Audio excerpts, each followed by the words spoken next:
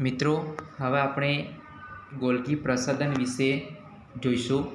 Ribosomes વિશે શીખ્યા પછી ગોલ્ગી પ્રસાધન, લાઇસોઝોમ્સ વગેરે શીખીશું। પ્રશ્ન નંબર 28, ગોલ્ગી પ્રસાધન વિશે ટૂંક નોંધ લખો। તો તેનું સંશોધન કેમિકો ગોલ્ગી વૈજ્ઞાનિકે ગોલ્ગી પ્રસાધન સંશોધન સુવ્યવસ્થિત વર્ણન કર્યું। શું છે કે કેમિલો ગોલ્ગી નામના વૈજ્ઞાનિકે ગોલ્ગી પ્રસાધનનું સંશોધન અને સુવ્યવસ્થિત વર્ણન કર્યું હતું। તેનું સ્થાન ક્યાં છે? વનસ્પતિ કોષ અને પ્રાણી કોષમાં ગોલ્ગી પ્રસાધનનું સ્થાન જોવા મળે છે। તેની રચના જોઈએ તો તેની રચનામાં એકબીજા સમાંતર થપ્પીઓમાં ગોઠવાયેલી પુટિકાઓ આવેલી હોય છે। આવી પુટિકાઓને આપણે શું કહીશું? સિસ્ટરની। શું કહીશું? સિસ્ટર। તમે બીજા બાજુની આકૃતિમાં જોઈ શકો છો કે તેને રચનામાં એકબીજાને સમાંતર થપ્પીઓમાં ગોઠવાયેલી જે પુટિકાઓ આવેલી હોય છે તેને આપણે સિસ્ટરની તરીકે ઓળખીશું। આ રીતે તે પટલ દ્વારા આવરિત તંત્રની બનેલી શું છે? રચના છે।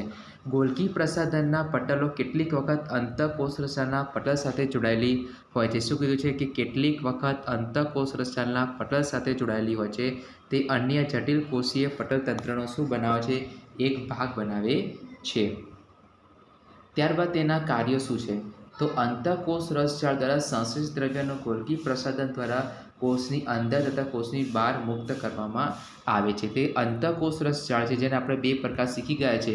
એ અંતઃકોષ રસજાળ દ્વારા જે પદાર્થો જે સંશ્લેષિત થયા હોય એ ગોલ્ગી પ્રસાધન દ્વારા કોષોની અંદર અને કોષોની બહાર જે દ્રવ્ય હોય તેને શું કરવામાં આવે છે? મુક્ત કરવામાં આવે છે। ત્યારબાદ જેની જે નિપજ એનું પેકેજિંગ, એનું રૂપાંતરણ તેમજ સંગ્રહ કરવાના કાર્ય ગોલ્ગી પ્રસાધનની પુટિકાઓમાં થાય છે। શું છે કે જે પદાર્થો પ્રાપ્ત થાય છે તે નિપજોનું પેકેજિંગ, તેનું રૂપાંતરણ અને સંગ્રહ કરવાનું કાર્ય ગોલ્ગી પ્રસાધનની પુટિકાઓમાં થાય છે। કેટલાક કિસ્સામાં સરળ શર્કરાઓમાંથી જટિલ શર્કરાનું ધીમે ધીમે શું કરે છે? નિર્માણ કરે છે અને તે લાઇસોઝોમ્સના અંગિકાઓના નિર્માણ સાથે સંકળાયેલી હોય છે। શું કીધું છે કે ગોલ્ગી પ્રસાધન એ લાઇસોઝોમ્સના અંગિકાઓના નિર્માણ સાથે શું છે? સંકળાયેલી રચના છે। તો આપણે જોયું ગોલ્ગી પ્રસાધન, તેનું વર્ણન એનું વૈજ્ઞાનિક પ્રસાધન કોણે કર્યું હતું? ગોલ્ગી પ્રસાધન કર્યું હતું, જે કેમિકો ગોલ્ગી પ્રસાધને કરેલું હતું। પ્રશ્ન નંબર 29, લાઇસોઝોમ્સ વિશે માહિતી આપો। તો ગોલ્ગી પ્રસાધનમાંથી પુટિકા રૂપે શું ઉત્પન્ન થાય છે? લાઇસોઝોમ। શું કીધું છે કે ગોલ્ગી પ્રસાધનમાંથી પુટિકાઓ સ્વરૂપે શું ઉત્પન્ન થાય છે? લાઇસોઝોમ્સ ઉત્પન્ન થાય છે।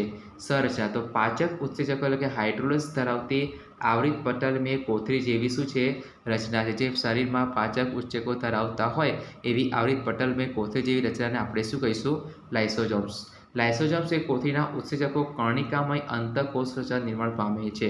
તો મિત્રો, આપણે અંતઃકોષ રચનાના બે પ્રકાર જોયા, લીસી અંતઃકોષ રચના અને કર્બજ એટલે કે કર્ણિકામય અંતઃકોષ દ્વારા નિર્માણ પામે છે। કોણ? લાઇસોઝોમ્સ। મહત્વ તો લાઇસોઝોમ્સ કોષાંતરીય પાચન માટે અગત્ય ધરાવે છે કારણ કે બધા જ કાર્બનિક તત્વો તોડવા માટે એટલે કે પાચન કરવાની ક્ષમતા સક્રિય પાચક ઉત્સેચકો ધરાવે। શું છે કે જે લાઇસોઝોમ છે એ કોષાંતરીય પાચન માટે શું છે? ખૂબ જ અગત્યતા ધરાવે છે કારણ કે તે બધા જ કાર્બનિક દ્રવ્યને તોડવા માટે કે પાચન કરવાની ક્ષમતા ધરાવતા સક્રિય પાચક ઉત્સેચકો પણ ધરાવે છે। તે કોઈપણ વિદેશી દ્રવ્ય એટલે કે બહારના કોષમાંથી પ્રવેશતા બેક્ટેરિયા કે ખોરાક તેમજ તૂટેલી કે નાશ થવાને આરે તેવી જૂની કોષીય અંગિકાઓનું પાચન કે વિઘટન કરી કોષને સ્વચ્છ રાખવામાં શું કરે છે? મદદ કરે છે। એટલે કે કોઈપણ બહારથી આવતા કોષમાં પ્રવેશતા બેક્ટેરિયા કે ખોરાક તેમજ તૂટેલી કે નાશ થવાને આરે હોય અને જે જૂની કોષીય અંગિકા હોય તેનું પાચન કે વિઘટન કરી કોષને સ્વચ્છ રાખવામાં કોણ મદદરૂપ થાય છે? લાઇસોઝોમ્સ। કોષીય ચયાપચય દરમિયાન વિક્ષેપ સર્જાતા લાઇસોઝોમ્સ પોતાના કોષનું શું કરે છે? પાચન। જ્યારે કોષનું ચયાપચય થાય એટલે કે કોઈ જે કોષ છે એનું નુકસાનકારક થાય એટલે કે વિક્ષેપ સર્જાય તે લાઇસોઝોમ પોતાના જ કોષનું શું કરે? સંપૂર્ણ પાચન કરી દે છે। જ્યારે કોષ ઇજાગ્રસ્ત બને કે જીर्ण થાય ત્યારે લાઇસોઝોમ્સ માટે અંગિકા તૂટે છે અને પોતાના પાચક ઉત્સેચકો દ્વારા પોતાના જ કોષો શું કરી નાખે છે? પાચન કરી નાખે। શું છે? જ્યારે લાઇસોઝોમ્સની અંદર જે કોષ હોય ઇજાગ્રસ્ત બને કે જીर्ण થાય તે લાઇસોઝોમ પોતાની અંગિકાઓ શું કરે? તૂટે છે અને પોતાના પાચક ઉત્સેચકો દ્વારા પોતાના જ કોષનું સંપૂર્ણ શું કરે છે? પાચન કરી નાખે છે। માટે લાઇસોઝોમ્સને કોષની આત્મઘાતી કોથળી કહેવામાં આવે। શું કહે છે કે લાઇસોઝોમ્સને કોષની શું કહેવામાં આવે છે? આત્મઘાતી કોથળી તરીકે ઓળખવામાં આવે છે। તો મિત્રો, પરીક્ષા માટે ખૂબ જ અગત્યનો પ્રશ્ન છે, લાઇસોઝોમ્સને કોષની આત્મઘાતી કોથળી શા માટે કહેવામાં આવે છે? ત્યારબાદ આપણે જોઈએ પ્રશ્ન નંબર 30, કણાભસૂત્રની રચના, વિશિષ્ટતા અને કાર્ય સમજૂતી આપો. તો રચના, તો કણાભસૂત્ર કેટલા આવરણો ધરાવે છે? 2 આવરણો ધરાવે છે. બાહ્ય આવરણ ગણો કે છિદ્રિષ્ટ હોય છે અને અંતઃઆવરણ ઊંડા અંતઃપ્રવર્તો ધરાવે. શું છે? કણાભસૂત્ર કેટલા આવરણ ધરાવે છે? 2. એક બહારનું આવરણ અને એક અંદરનું આવરણ. તે બહારનું આવરણ છિદ્રવાળું હોય છે, જ્યારે ઊંડા અંતઃપ્રવર્તો ધરાવે છે. આ અંતઃપ્રવર્તો એટીપીના નિર્માણ માટે રાસાયણિક પ્રક્રિયાઓ માટે વિશાળ સપાટીનું નિર્માણ કરે છે. એટલે શું છે કે જ્યારે એટીપીનું નિર્માણ થવાની રાસાયણિક પ્રક્રિયા થતી હોય તો મોટી વિશાળ સપાટી નિર્માણ કોણ કરે છે? કણાભસૂત્ર. કણાભસૂત્ર વધારે વિશિષ્ટ અંગિકા પણ છે. તે પોતાનું આગવું વલયાકાર ડીએનએ, જેને આપણે શીખ્યા છે ડીઓક્સીરિબો ન્યુક્લિક એસિડ અને રિબોઝોમ્સ પણ ધરાવે છે. આથી પોતાના જ પ્રોટીન નિર્માણ કરવાની શું ધરાવે છે? ક્ષમતા ધરાવે છે. શું છે કે કણાભસૂત્ર વિશિષ્ટ પ્રકારની અંગિકા છે. પોતાનું આગવું વલયાકાર ડીએનએ અને રિબોઝોમ્સ જે પ્રોટીનના સંશ્લેષણનું શું કરે છે? કાર્ય કરે છે. આથી પોતાના જ પ્રોટીનનું શું કહે છે? નિર્માણ કરવાની ક્ષમતા ધરાવે. તો મિત્રો આકૃતિમાં જોઈ શકો છો, બાહ્ય આવરણ, અંદરનું આવરણ, અંતઃપ્રવર્તો ક્રિસ્ટી, ત્યારબાદ આધારક એટલે કે મેટ્રિક્સ. કાર્ય, તો કણાભસૂત્રને કોષનું શક્તિઘર કે પાવર હાઉસ કેમ કહેવામાં આવે છે?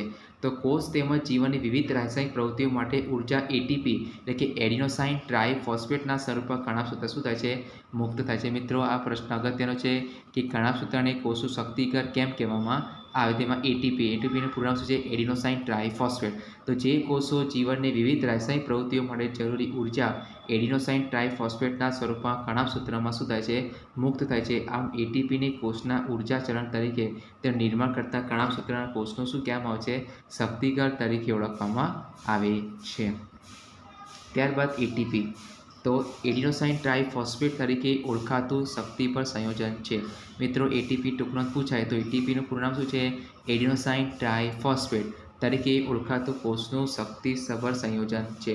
જે તે કોષોમાં વિવિધ પ્રકારની રાસાયણિક ક્રિયાઓ માટે ઉર્જાની જરૂરિયાત હોય છે.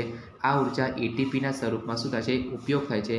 અને કેટલીક ક્રિયાઓમાં ઉર્જા મુક્ત થાય છે અને આ ઉર્જા કયા સ્વરૂપે હોય છે? એટીપી સ્વરૂપે હોય છે. શું છે?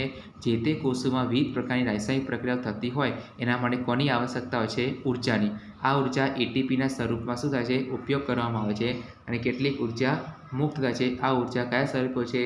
એટીપીના સ્વરૂપે હોય છે. તો આમ એટીપીને કોષનું ઉર્જા ચલણ એટલે કે શક્તિઘર તરીકે ઓળખવામાં આવે છે. એટીપીમાં સંગ્રહિત ઉર્જાનો ઉપયોગ શરીરના નવા રાસાયણિક સંયોજનો બનાવવા માટે, યાંત્રિક કાર્યો કરવા માટે કરવામાં આવે છે. શેના માટે? કે શરીરમાં વિવિધ પ્રકારના નવા રાસાયણિક સંયોજનો બનાવવા માટે કે યાંત્રિક કાર્ય કરવા માટે કરવામાં આવે છે. માટે કણાભસૂત્રમાં થતી ક્રિયાઓ કોનું નિર્માણ થાય છે? એટીપીનું. શું છે? કે કણાભસૂત્રમાં થતી ક્રિયાઓ દ્વારા કોનું નિર્માણ થાય છે? એટીપીનું નિર્માણ થાય છે. 32મું, રંજક કણોના પ્રકાર અને રચના સમજાવો. તો રંજક કણો માત્ર કયા કોષોમાં જોવા મળશે? વનસ્પતિ કોષોમાં. શેમાં જોવા મળશે? વનસ્પતિ કોષોમાં. રંજક કણો કેટલા પ્રકાર છે? 2 પ્રકાર. પહેલું છે રંગ કણો ક્રોમોપ્લાસ્ટ અને બીજું છે રંગવિહીન કણો કે લ્યુકોપ્લાસ્ટ. તો મિત્રો રંજક કણો આપણને ક્યાં જોવા મળશે? માત્ર વનસ્પતિ કોષોમાં. ત્યારબાદ પહેલા 2 કેટલા પ્રકાર પડવામાં આવે છે? 2.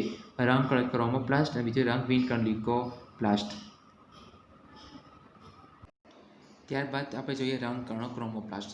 તો ક્લોરોફિલ રંજક દ્રવ્ય ધરાવતા રંજક કણોને આપણે શું કહીશું? હરિતકણો. શું છે? કે જે ક્લોરોફિલ રંજક દ્રવ્ય ધરાવતા રંજક કણને આપણે શું કહીશું? હરિતકણ. તો હરિતકણ ક્લોરોફિલ ઉપરાંત પીળા રંગના ઝેન્થોફિલ અને નારંગી રંગના કેરોટીન રંજક દ્રવ્યો ધરાવે. શું છે? કે હરિતકણો ક્લોરોફિલ ધરાવતા પીળા રંગના ઝેન્થોફિલ અને નારંગી રંગના કેરોટીન પ્રકારના રંજક દ્રવ્યો ધરાવે છે. હરિતકણો કોના માટે અગત્યના છે? પ્રકાશ સંશ્લેષણ માટે શું છે? ખૂબ જ અગત્યના છે. બીજું છે રંગવિહીન કણ લ્યુકોપ્લાસ્ટ. તો તે પ્રાથમિક કક્ષાને શું ધરાવે છે? અંગિકાઓ. શું છે? કે તે રંગવિહીન કણો એટલે કે લ્યુકોપ્લાસ્ટ એ પ્રાથમિક કક્ષાની શું છે? અંગિકાઓ. તેમાં સ્ટાર્ચ, ચરબી અને પ્રોટીન જેવી કણિકાઓની અંદર તેનો સંગ્રહ કરવામાં આવે છે. ત્યારબાદ રંજકણોની રચના. તો રંજકણોની બાહ્ય રચના કોના જેવી હોય છે? કણાભસૂત્ર જેવી. શું છે? કે જે રંજકણો હોય એની બહારની રચના કોના જેવી હોય છે? કણાભસૂત્ર જેવી હોય છે. રંજકણોના આંતરિક આયોજનમાં ઘણા બધા પટલય સ્તરો જે દ્રવ્યમાં ગોઠવાય તેને આધારક એટલે કે સ્ટ્રોમા કહે. શું છે? કે રંજકણોના અંદરના ભાગમાં ઘણા બધા પટલમય સ્તરો જે દ્રવ્યની અંદર ગોઠવાયેલા હોય તેને આધારક કે સ્ટ્રોમા કહેવામાં આવે છે. રંજકણો કે હરિતકણો જે લીલા રંગના હોય છે પોતાના આગળ વલયાકાર ડીએનએ અને રિબોઝોમ્સ પણ ધરાવતા હોય છે. તો મિત્રો આપણે જોયા રંગકણોના બે પ્રકારો, રંગકણો ક્રોમોપ્લાસ્ટ અને બીજું રંગવિહીન કણ એટલે લ્યુકોપ્લાસ્ટ. ત્યારબાદ પ્રશ્ન નંબર 33, રસધાની વિશે ટૂંક નોંધ લખો.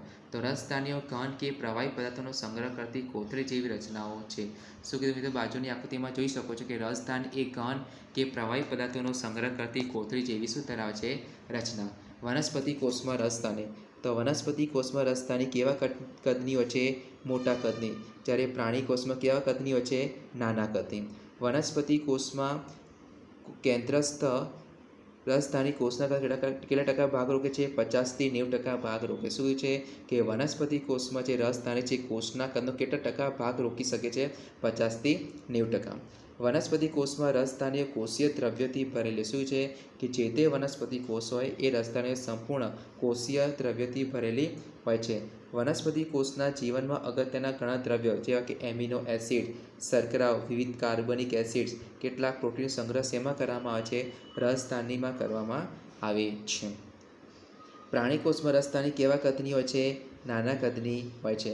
અમીબા જેવા એક કોષીય પ્રાણીમાં કોનો ખોરાકનો સંગ્રહ કરવામાં આવે તો રસધાની અન્નધાની સ્વરૂપે જોવા મળે. શું છે કે અમીબા કેવું પ્રાણી છે? એક કોષીય. જેના પ્રાણીમાં ખોરાકનો સંગ્રહ કરવામાં આવે તો રસધાની છે એ અન્નધાની સ્વરૂપે જોવા મળે છે. મીઠા જળમાં વસવાટ કરતા એક કોષીય પ્રજીવ અમીબા, પેરામેસિયમ વિશિષ્ટ પ્રકારની રસધાની એટલે કે આકુચક રસધાની પણ ધરાવે છે. તે વધારાનું પાણી કેટલાક નકામા પદાર્થોનો કોષોમાંથી શું કરવામાં આવે છે? ત્યાગ કરવામાં આવે છે. તો આપણે જોયું રસધાની. તો આપણે રસધાનીના બે પ્રકાર જોયા, વનસ્પતિ કોષમાં રસધાની અને પ્રાણી કોષમાં રસધાની. ત્યારબાદ આપણે જોઈએ તફાવત વનસ્પતિ કોષ અને પ્રાણી કોષ. તો વનસ્પતિ કોષમાં હરિતકણો હોય છે, જ્યારે પ્રાણી કોષમાં હરિતકણોનો શું હોય છે? અભાવ. વનસ્પતિ કોષમાં કોનો અભાવ હોય છે? તારક કેન્દ્ર. જ્યારે પ્રાણી કોષમાં શું છે? તારક કેન્દ્ર હોય છે. વનસ્પતિ કોષમાં કોષ દિવાલ હોય છે, જ્યારે પ્રાણી કોષમાં કોષ દિવાલ હોતી નથી, તેનો અભાવ હોય છે. વનસ્પતિ કોષમાં રસધાની કેટલા કદની હોય છે? મોટા કદની હોય છે. જ્યારે પ્રાણી કોષમાં રસધાની કેવા કદની હોય છે? નાના કદની હોય છે. ત્યારબાદ પ્રશ્ન નંબર 35, કણાભસૂત્ર અને હરિતકણો. તો કણાભસૂત્ર કોષનું શક્તિગત તરીકે ઓળખવામાં આવે, જ્યારે હરિતકણને કોષનું રસોડું તરીકે ઓળખવામાં આવે છે. કણાભસૂત્ર વનસ્પતિ કોષ અને પ્રાણી કોષ બંનેમાં જોવા મળે છે, ત્યારે હરિતકણો માત્ર ક્યાં જોવા મળશે? વનસ્પતિ કોષમાં. કણાભસૂત્ર આંતરિક સંયોજનના અંતઃઆવરણ ઊંડા અંતઃપ્રવર્ધો ધરાવે છે, જ્યારે હરિતકણમાં આંતરિક સંયોજનમાં ઘણા બધી પટલીય સ્તરોમાં સ્ટ્રોમામાં ગોઠવાયેલા હોય છે. કણાભસૂત્ર એ રંજક દ્રવ્ય ધરાવતું નથી, જ્યારે હરિતકણ ક્લોરોફિલ ઉપરાંત બધા પીળા કે નારંગી પ્રકારના રંજક દ્રવ્યો ધરાવે છે. કણાભસૂત્ર કોષના એટીપીના નિર્માણમાં શું છે? ખૂબ જ અગત્યના છે, જ્યારે હરિતકણો વનસ્પતિના પ્રકાશ સંશ્લેષણની ક્રિયા માટે ખૂબ જ જરૂરી છે. તો મિત્રો આપણે જોયું તફાવત કણાભસૂત્ર અને હરિતકણો. ત્યારબાદ પ્રશ્ન નંબર 36, તફાવત આપો વનસ્પતિ કોષની રસધાની અને પ્રાણી કોષની રસધાની.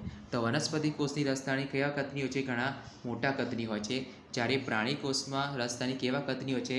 નાના કદની હોય છે. વનસ્પતિ કોષની રસધાની મુખ્યત્વે શેનાથી ભરેલી છે? કોષના દ્રવ્યોથી ભરેલી હોય છે. જ્યારે પ્રાણી કોષની રસધાની અન્નધારી તરીકે ઓળખાતા ખોરાકના દ્રવ્યોથી ભરેલી હોય છે. પ્રશ્ન નંબર 37, કારણ આપો કોષ સજીવના પાયાનું એકમ છે. તો બધા સજીવો શેના બનેલા હોય છે? કોષોના બનેલા હોય છે. માટે કોષને સજીવનો બંધારણ અને ક્રિયાત્મક એકમ કહેવામાં આવે છે. દરેક જીવિત કોષમાં વિવિધ ક્રિયાઓ માટે નવી બધી જ વ્યવસ્થા તે માટે વિવિધ અંગિકાઓ પણ હોય. શું છે કે દરેક જીવિત કોષોની અંદર વિવિધ ક્રિયાઓ માટે બધી વ્યવસ્થા અને વિવિધ પ્રકારની અંગિકાઓ ક્યાં આવેલી છે? કોષોની અંદર આવેલી હોય છે. દરેક કોષમાં સજીવના બધા જ લક્ષણોની અભિવ્યક્તિ માટે જવાબદાર પણ હોય છે જનીનો. જનીનો એ આનુવંશિકતાનો એકમ તરીકે ઓળખવામાં આવે છે.